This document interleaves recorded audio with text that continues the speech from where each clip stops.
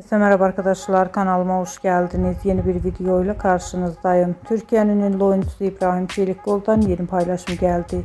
İbrahim Çelikkol'un oğlu Ali ile birlikte tatil paylaşımlarını sizler için YouTube kanalımda video halinde sunuyorum. Umarım beğenirsiniz. Arkadaşlar, videomu beğendiyseniz kanalımı izlemeyi ve bildirim butonuna basmayı unutmayın. Hoşça kalın.